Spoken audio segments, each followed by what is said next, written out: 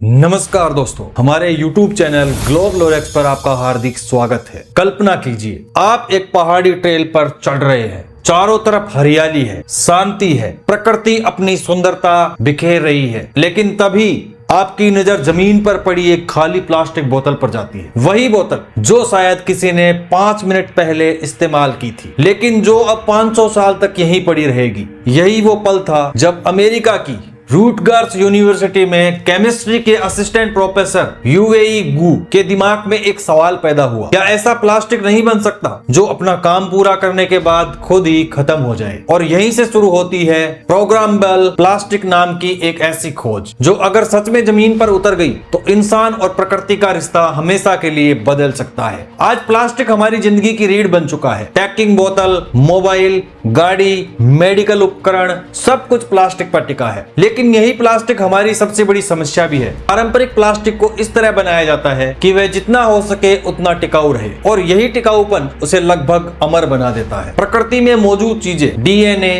Protein, पत्तियां, सब अपना काम पूरा करने के बाद खुद टूट जाती है, लेकिन प्लास्टिक नहीं टूटता। बस वह छोटे छोटे माइक्रो प्लास्टिक में बदलता है, जो आज हमारे खून, फेफड़ों और खाने तक पहुंच चुका है। रिसाइकलिंग वह भी आधा अधूरा समाधान है, महंगी, ऊर्जा खपत वाली और हर बार क्वालिटी घटाने वाली। तो सवाल यही था, क्या प्लास्टिक को प्रकृति जैसा बनाया जा सकता है? यूवेई गू और उनकी टीम ने समाधान खोजा। प्रकृति के सबसे स्मार्ट सिस्टम में डीएनए और प्रोटीन। डीएनए मजबूत भी होता है, लेकिन सही समय आने पर खुद को खोलकर, तोड़कर खत्म भी कर देता है। अगर हम प्लास्टिक के अणुओं के अंदर ही अंदर खत्म होने वाला कोड डाल दे तो क्या हो? और इसी विचार ने जन्म दिया प्रोग्रामेबल प्लास्टिक को। यह कोई साधारण बायोप्लास्टिक नहीं है, यह प्लास्टिक अंदर से बदला गया है। वैज्ञानिकों ने इसके अणुओं के बीच कुछ खास कमजोर कड़ियां डाली है, जो सामान्य हालत में मजबूत रहती है, लेकिन सही समय या संकेत मिलने पर अचानक सक्रिय हो जाती है। इसे ऐसे समझिए, एक कागज है, अगर उस पर पहले से मोड़ बना दो तो वह वहीं से सबसे आसान फटता है। बस फर्क इतना है कि यह मोड़ आणविक स्तर पर डाला जाए।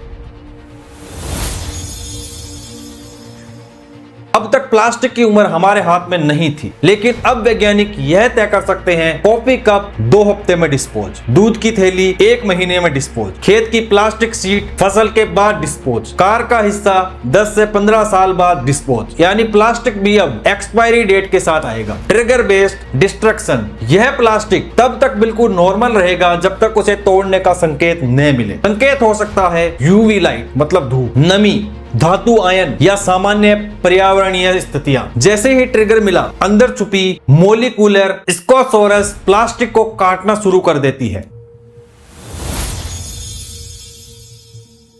सरल भाषा में प्लास्टिक की चेन के अंदर कुछ मददगार केमिकल ग्रुप्स बैठाए गए हैं। इस्तेमाल के समय शांत रहेंगे, ट्रिगर मिलते ही एक्टिव हो जाएंगे, और ये ग्रुप अपने ही पड़ोसी अणु पर हमला करते हैं और पूरी चेन को अंदर से तोड़ देते हैं, बिना भट्टी, बिना एसिड और बिना भारी ऊर्जा के। सबसे बड़ा डर होता है, क्या यह भी माइक्रो प्लास्टिक बनाएगा? अब तक के टेस्ट कहते हैं नहीं, यह प्लास्टिक पूरी तरह टूटता है और इसके अवशेष विषैले नहीं पाए गए हैं। हालांकि वैज्ञानिक मानते हैं अब इसे अपने रोजमर्रा के जीवन से जोड़िए। कूड़े का ढेर कम, शहर बिल्कुल साफ, टैक्स का बोझ कम, खाने पीने में जहर कम, खेती में इस्तेमाल होने वाली प्लास्टिक सीट फसल के बाद मिट्टी की खाद बन जाएगी। भविष्य में प्रोडक्ट पर लिखा होगा use life 6 month, self distract enable, समुद्र उपयोग के लिए अलग कोडिंग। और यह प्लास्टिक नहीं, यह केमिकल कोडिंग है। इस क्रांति के साथ कुछ बड़े बदलाव भी हैं। पहला है लागत, आज यह तकनीक महंगी है। दूसरा है सुरक्षा, अगर कोई हिस्सा समय से पहले टूट गया तो। तीसरा है स्केलेबिलिटी, लैब में फैक्ट्री तक का रास्ता लंबा है। और चौथा है रोजगार, रिसाइकलिंग इंडस्ट्री का